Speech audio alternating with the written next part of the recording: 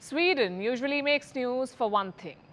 When the list of happiest countries comes out, they always figure on it. But in the last year, things have not been so happy.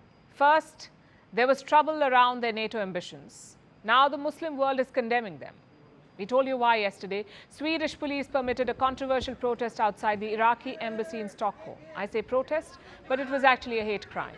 Their plan was to burn pages of the Quran. Sweden said, "We do not agree, but go ahead anyway." Apparently, it's all part of free speech. Now, thankfully, the Quran was not burnt. But the protesters did desecrate it. They stomped on it, they kicked it around, and they tore pages from it.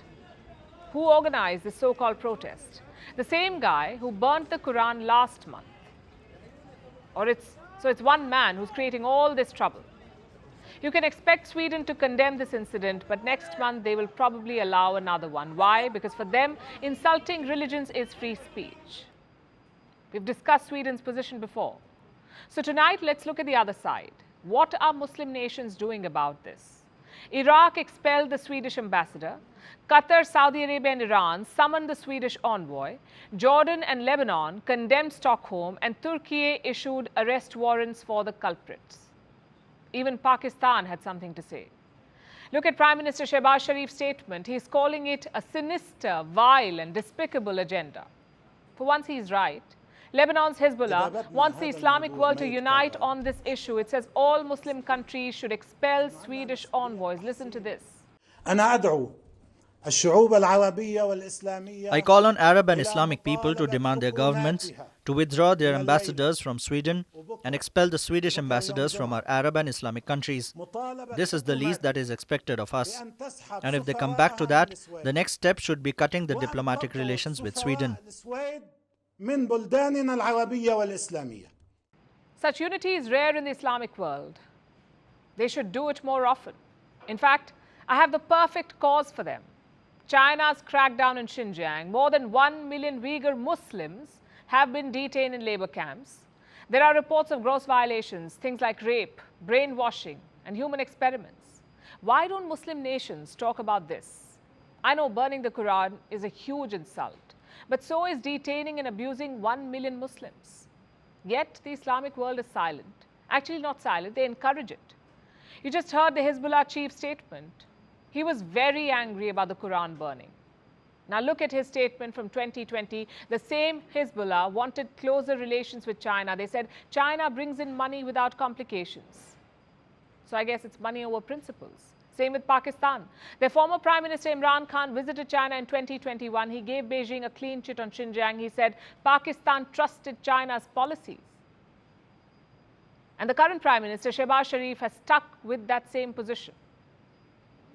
It's probably the only thing both men agree with or agree about. Questions must also be asked to the OIC, the Organization of Islamic Cooperation. Its charter talks about protecting the rights of all Muslim communities. One big exception, though, the Uyghurs. The OIC has never mentioned, let alone criticized, China's crackdown. They talk about Palestine, they talk about rising Islamophobia, but nothing on the Uyghurs. What explains this double standard? Lebanon's Hezbollah summed it up best: money without complications. The numbers from Iraq should help you understand how much does Sweden buy from Iraq. Goods worth around $360,000, that's it. And how much does China buy from Iraq? Goods worth $23 billion. There is simply no comparison. 360,000 versus 23 billion. It's the same story across the Muslim world, across Muslim nations. China is the biggest trading partner for Saudi Arabia, for Iran, and for the UAE. They're considered Islamic powerhouses. All of them need Chinese money. So what do? They ignore Beijing's abuses in Xinjiang. And do not get me wrong, none of this justifies what happened in Sweden. Their policy is still wrong. But our message is to these part-time crusaders of Islam. They put on their cape when a Quran is burnt in Sweden, but they take it off when Uyghurs are jailed in China. This is not activism, this is political hypocrisy. This is also why the world does not take the OIC seriously. They know it can be bought. Buy enough oil and every crime will be forgiven.